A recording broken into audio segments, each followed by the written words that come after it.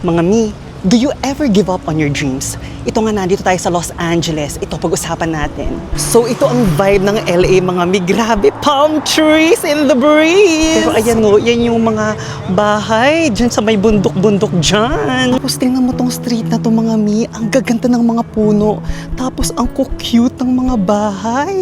Grabe, ano kayang feeling ng tumira dyan? Diba yung mga ganitong moments, parang napapawaw na lang tayo. Pero yung mga ganap din na ganito, alam mo yun, we're just being grateful for every moment. And honestly, yung pinakamagandang trips minsan, yung mga ganito lang, yung nagre-relax ka lang, yung talagang you're feeling like you're a local. Ay, local daw. Di ba nga ang sabi nila, Los Angeles is the city of dreams. Kaya sa buhay, mga mi, never give up on your dreams. Ipagdasal mo yan. Dahil kay Lord, alam natin walang imposible.